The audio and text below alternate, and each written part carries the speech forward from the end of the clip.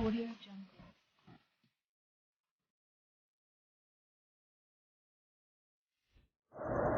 नमस्कार, मैं प्रदीप कुमार आरा बिहार से भारत की बारी में आपका स्वागत है। दोस्तों, पूरी दुनिया में एक तरफ युद्ध चल रहा है तो दूसरी ओर बहुत सारे देश एक साथ खाने पीने की चीज़ों के संकट से गुजर रहे हैं और भारत उसे लीड कर रहा है। भारत उनको मुहैया करा रहा है, चाहे श्रीलंका हो या और बहुत सारे देश, नेपाल पड़ोस का या बांग्लादेश या और भी बहुत सारे कंट्री, या यूरोप में भी बहुत सारा, या मध्य पूर्व के देश, अरब कंट्री, बहुत सारे, या अफ्रीकी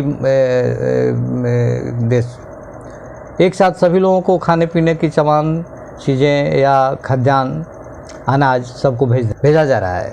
तो दवाइयाँ, यूक्रेन को दवाइयाँ, मानवीय सहायता दी जा रही है, भारत से जा रही है। और दूसरी तरफ हम ये भी देख रहे हैं कि भारत पूरी दुनिया को वैक्सीन भी दे रहा है, जो कि ना तो अमेरिका दे पा रहा है ना ही यूरोप दे पा रहा है, क्योंकि उनकी अपनी जो पॉलिसी रही है वह कहीं से भी मानवीय आधारित कभी भी नहीं रही है। तो इस प्रकार से देखा जाए तो भारत पूरी दुनिया को लीड कर रहा है। भारत की बारी आ चुकी है, आन पड़ी है। तो ये बहुत बड़ी बात है हम लोगों के लिए, हमारे अपने देश के लिए बहुत गौरवपूर्ण क्षण है। लेकिन ये स्थिति बनी, ये पिछले 70-75 सालों की कहानी में इसे नहीं देख सकते हैं। इसे हम अब आज के 14 के बाद की ये परिवर्तन को हम एक प्रकार से देख पा रहे हैं। ये पहले तो भारत को कोई वैल्यू ही नहीं मिलता था। पूरी दुनिया में कोई उसे बहुत ही कारत भरी नज़रों से देखा जाता था, या भारत का प्रधानमंत्री कहीं जाता था तो यह खबर भी वहाँ पर बहुत छोटी सी खबर के रूप में बनती थी कि कोई भारत का प्रधानमंत्री आया हुआ। जबकि इतना बड़ा आबादी, पूरी दुनिया का आज सबसे बड़ा आबादी का देश, अघोषित, माने इसे हमें आधिकारिक तौर पर तो नहीं, लेकिन आधिकारिक तौर पर हम दूसरी बड़ी जनसंख्या है, लेकिन पहली जनसंख्या भी अब हम बन चुके हैं। अगर नई जनगणना होती है तो हम ये तय हो जाएगा कि भारत दूसरी बड़ी नई सबसे पहली जनसंख्या वाला देश है। तो अब सबसे बड़ा लोकतंत्र है, दुनिया का सबसे बड़ा लोकतंत्र, सबसे पुराना लोकतंत्र भी हम यहीं से शुरू हुआ है। भारत ही दुनिया को लोकतंत्र का पाठ पढ़ाता है। तो भारत की बारी, जो कहने का तात्पर्य है कि भारत जो जिस गौरव को हम लोग एक ज़माने में, एक बहुत पहले प्राचीन काल में जो हमारा गौरव था, या सभ्यता संस्कृति, पूरी दुनिया को हम लोग जिस प्रकार से ज्ञान देते थे, यहाँ लोग पढ़ने आते थे, विद्या अर्जित करने आते थे, तो ये स्थिति हमारी बनती जा रही है और पूरी दुनिया में हमारा डंका बज रहा है। तो हमारा नेतृत्व आज बहुत सक्षम तौर पर पूरी दुनिया में अपनी झंडा गाड़ा है।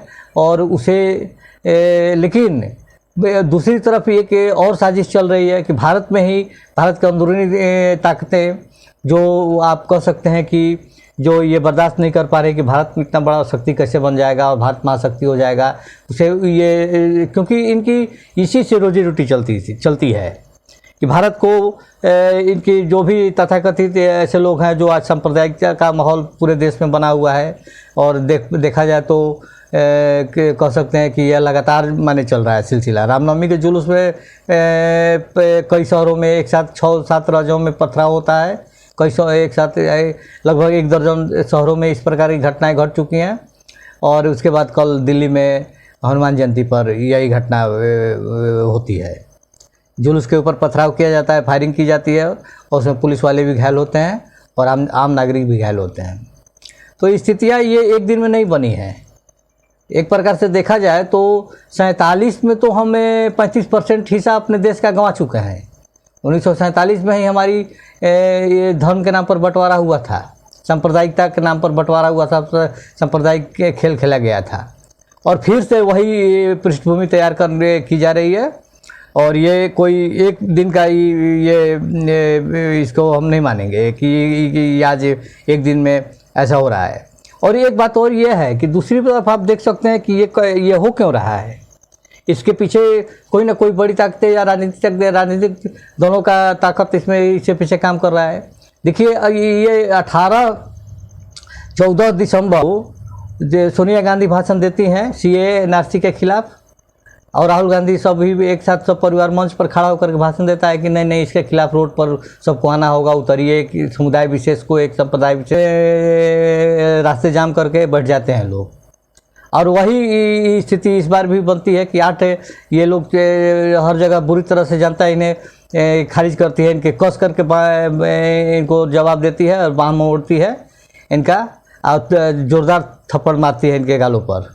तो उसके एवज में ये 8 अप्रैल को राहुल गांधी कहते हैं कि देश में राम के नाम को फिर से ये कहते हैं कि राम, जब आप किसी सांसद का उदाहरण देके कहते हैं कि मैंने उनसे पूछा तो उन्होंने कहा कि क्या आप पुनर्जन्म में विश्वास करते हैं, पुनर्जन्म में?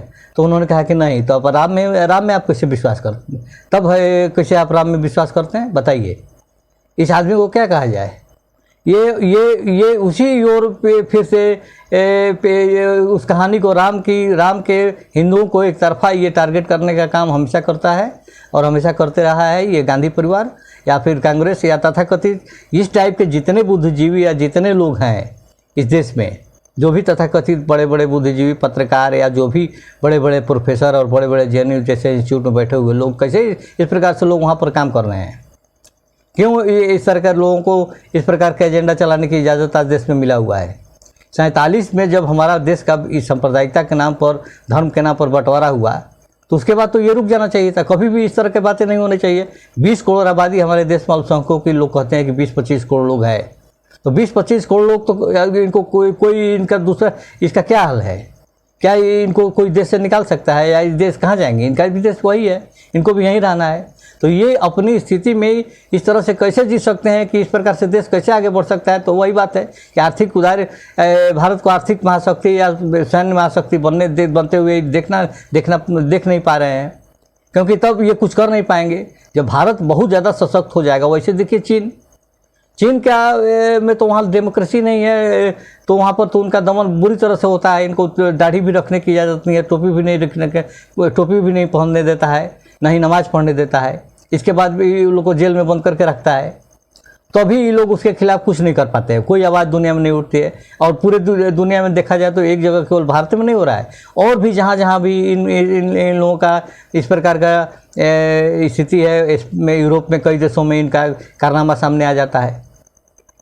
माने ये किसी दूसरे धर्म विशेष के लिए ये लोग बहुत ही उसे काफिर मानते हैं और उनको बस मारकाट में, ये लोग मारकाट में विश्वास करते हैं।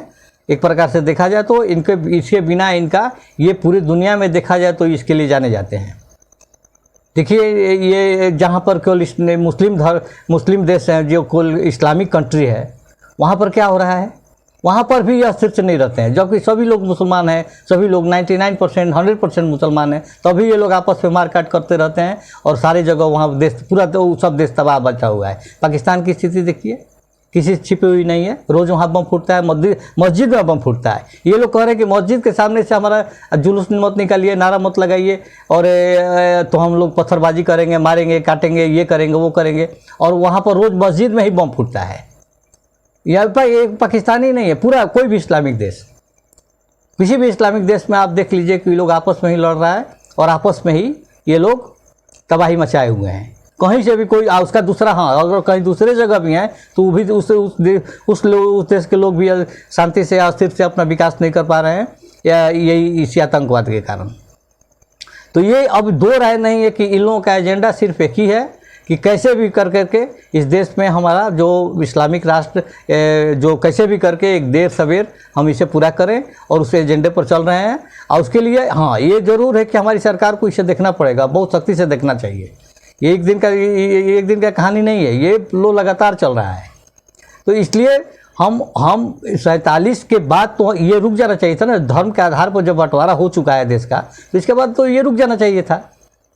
लेकिन ये उसके बाद लगातार चल रहा है, अब तो और जोर पकड़ा है, इसलिए कि ये 70 साल तक ये लोग केवल इस देश में 75 साल तक केवल मुस्लिम हुआ, और आज हिंदू और मुस्लिम के साथ हिंदू का भी नाम आ रहा है, तो ये लोग पच नहीं रहा है। जब तक ये लोग चाहे इस्लाम के नाम पर, मुस्लिमान के नाम पर एक पार्टी विशेष ने अपना एजेंडा चलाया और तुष्टिकरण किया, और उसके साथ ये लोग वोट बैंक की राजनीति करके देश की सत्ता में बैठे रहे, और अब ये नहीं चल पा रहा है। अब बहुसंख्यक, मान लीजिए किसी देश में, इस देश में हिंदुस्तान में हिंदुओं की संख्या 80% है, तो 80% जब वोट करके अपनी सरकार बना ले रहा है, वोट से सरकार बनती बिगड़ती है, तो इसमें क्या ये किसी को दिक्कत है? जब बहुमत से ही सरकार बनेगी तो बहुमत तो हिंदुओं का है, हिंदू अपना सरकार बना ले रहा है। ठीक है, कल तक वह इस बात को नहीं समझता था और अपनी बहुमत को मान लीजिए कि अनेक तरह से इन लोग के झांसे में आ जाता था, कोई दलित, कोई ये, तो इस प्रकार के इन लोग का एजेंडा था, उसमें फंस करके अपना सरकार ये लोग अपना ये काम कर लेता था, सरकार बना लेता था और अपने भारत को गरीबी में ढकेल करके।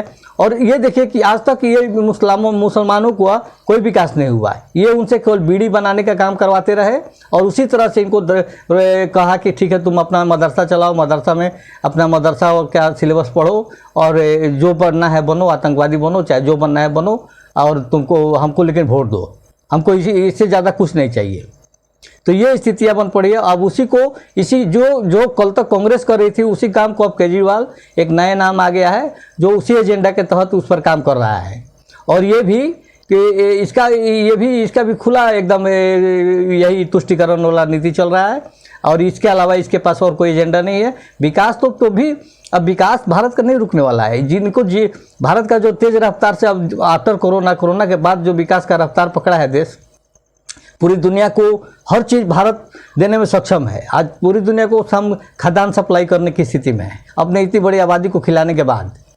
तो अब ये स्थिति बन पड़ी है कि ये लोग को, ये भारत की जो बारी है, भारत की जो पूरी दुनिया में सबसे बड़ी अपनी शक्ति, महाशक्ति के रूप में स्थापित होने की जो बारी आ चुकी है, ये लोग बर्दाश्त नहीं कर पा रहे हैं और इसी के तहत ये लोग काम कर पा रहे हैं। इसी एजेंडा के तहत ये लोग आगे बढ़ रहे हैं और इसलिए इसे रोकना पड़ेगा, इसे देखना पड़ेगा, चाहे इसकी कीमत हम लोग आखिर कितनी कीमत चुकाएंगे और कितना दिन तक हम लोग इस प्रकार से जिएंगे। और इस तरह से कि जब आप 20 करोड़ हैं तो आपको पता है कि आपको इस प्रकार से ही इस देश में ही रहना है और आपको ही इसी के अनुसार जीना पड़ेगा।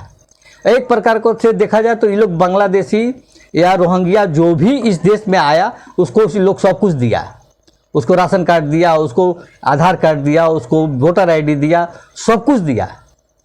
इसे इस समस्या को इसके कहीं ना कहीं कंक्लूजन पर पहुंचना, निष्कर्ष निकालना पड़ेगा कि आखिर इन लोगों के साथ इस देश में हमारी आबादी 3-4 करोड़ या 2 करोड़ जो भी है, उनको हम क्यों अपने साथ ये करें? इसका कोई ना कोई समस्या का समाधान निकालना पड़ेगा। इसलिए इससे सरकार को देखना चाहिए और बहुत ज़रूरी है कि अल्पसंख्यक जो भी मुसलमान हैं, जो भी इस्लाम के मानने वाले हैं, उन्हें भी ये समझना पड़ेगा कि ये इस प्रकार से अब ज़्यादा दिन तक नहीं चलेगा। अगर हिंदू लोग भी अगर 80% इसी तरह की इसी रास्ते पर आ जाए तब इनकी दशा क्या होगी? आप सोच सकते हैं, कल्पना किया जा सकता है कि देश की स्थिति क्या होगी? देश की दुर्दशा हो जाएगी। हर जगह चारों तरफ दंगा कोहराम मचा रहेगा। क्या विकास होगा? किसी का कोई डेवलपमेंट नहीं होगा, पूरा देश तबाह हो जाएगा। इसलिए इस पर आना पड़ेगा, सबको आना पड़ेगा और इसे सरकार को प्राथमिकता के आधार पर लेकर के आगे बढ़ना पड़ेगा। आज के लिए इतना ही। धन्यवाद, नमस्कार।